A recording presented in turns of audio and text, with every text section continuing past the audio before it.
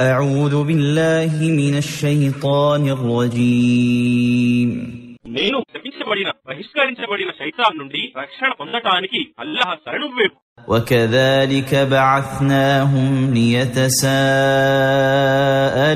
بينهم قال قائل منهم كم لبثتم قالوا لبثنا يوما أو بعض يوم قالوا ربكم أعلم بما لبثتم فابعثوا أحدكم بورقكم هذه إلى المدينة فلينظر أيها أزكى طعاما فليأتكم برزق منه وليتلطف ولا يشعرن بكم أحدا. మరియు ఈ విధంగా ఉన్న తరువాత వారు ఒకరినొకరు ప్రశ్నించుకోవటానికి మేము వారిని నిద్ర నుండి లేపాము.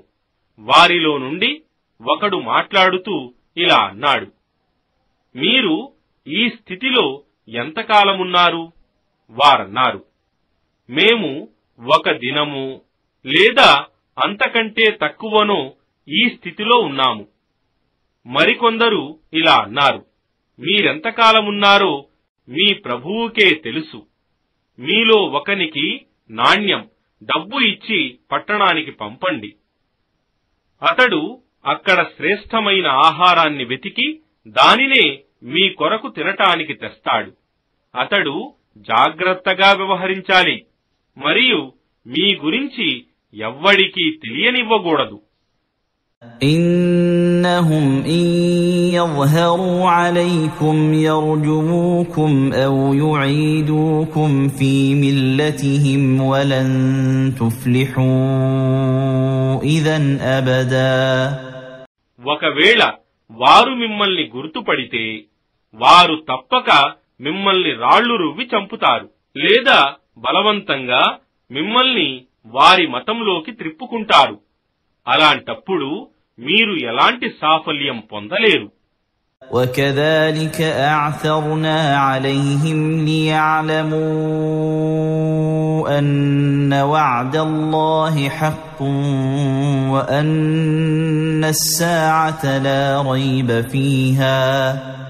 وأن الساعة لا ريب فيها إذ يتنازعون بينهم أمرهم فقالوا ابنوا عليهم بنيانا ربهم أعلم بهم قال الذين غلبوا على أمرهم لنتخذن عليهم مسجدا. మరియు ఈ విధంగా అల్లాహ్ వాగ్దానం సత్యమని, చివరి గడియ నిశ్చయమని, అది రావటంలో ఎలాంటి సందేహం లేదని తెలుసుకోవటానికి ఆ యువకుల విషయం ప్రజలకు తెలియజేశాము. అప్పుడు ప్రజలు వారి గుహవాసుల విషయాన్ని తీసుకుని పరస్పరం వాదులాడుకున్న విషయం జ్ఞాపకం చేసుకోండి. వారిలో కొందరన్నారు, వారి కొరకు ఒక స్మారక భవనం నిర్మించాలి. వారి విషయం వారి ప్రభువుకే తెలుసు. ఆ వ్యవహారంలో పైచేయి ప్రాబల్యమున్నవారు వారి స్మారకంగా ఒక మస్జిద్ను నిర్మించాలి అని అన్నారు.